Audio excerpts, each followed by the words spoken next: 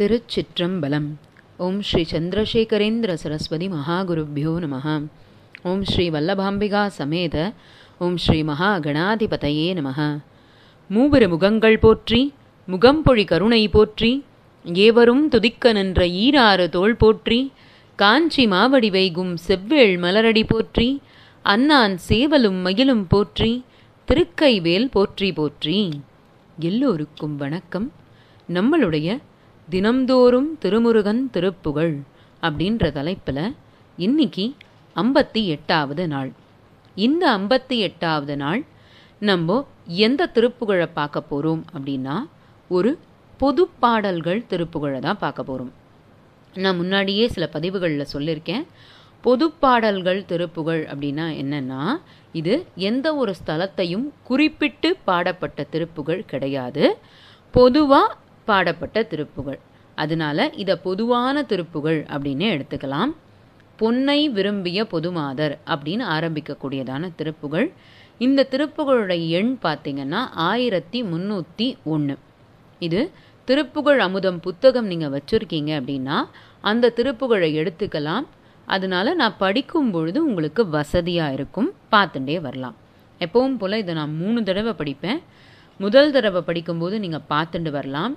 2வது தடவை என்னோட நீங்கள் படிக்க முயற்சி பண்ணலாம். 3வது தடவை இதோட அர்த்தத்தை நம்ம தெரிஞ்சுக்கலாம். இப்போது இந்த திருப்புகழை நான் படிக்க ஆரம்பிக்க போகிறேன். பொன்னை விரும்பிய பொதுமாதர் புன்மை விரும்பியே தடுமாறும் என்னை விரும்பி நீ ஒரு கால் நின்னை எண்ணி விரும்பவும் அருள்வாயே. மின்னை விரும்பிய சடையாளர் மெய்யின் விரும்பிய குருநாதா அன்னை விரும்பிய குரமானை அன்மி விரும்பிய பெருமாளே. எவ்வளவு சின்ன திருப்புகழ் பார்த்தீங்களா? கிட்டத்தட்ட இது 8 வரிகள் தான். அவ்வளவு சின்ன திருப்புகழ் தான். இதை நம்ம வீட்டில் குழந்தைகள் இருந்தால் அந்த குழந்தைகளுக்கு கூட நம்ம சொல்லிக் கொடுக்கலாம்.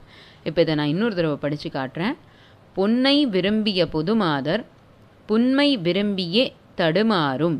விரும்பியே அப்படின்னு அதை நெடில் படிக்கக்கூடாது. விரும்பியே குரில், அந்த ஏன்றதை குரில்ல படிக்கணும். விரும்பியே தடுமாறும் என்னை விரும்பி நீ ஒரு கால் நின்னை எண்ணி விரும்பவும் அருள்வாயே.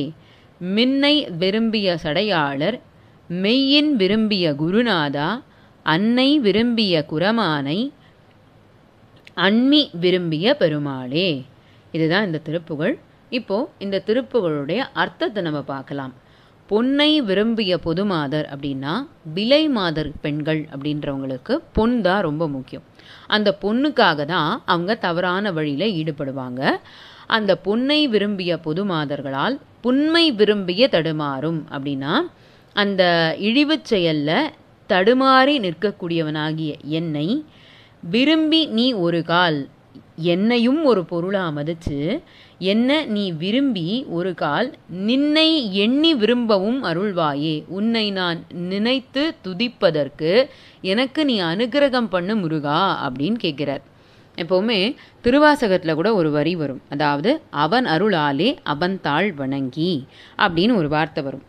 முருகப்பெருமானுடைய அனுகிரகம் இருந்தாதான் அவரை நம்ம வழிபட முடியும். அதே மாதிரி தான் இந்த இடத்துல அந்த வார்த்தையை அவர் சொல்கிறார். என்னை விரும்பி நீ ஒரு கால் நின்னை எண்ணி விரும்பவும் அருள்வாயே. உன்னை நான் விரும்பி பணிவதற்கு முருகப்பெருமானே நீ அனுகிரகம் பண்ணுன்னு கேட்குறார்.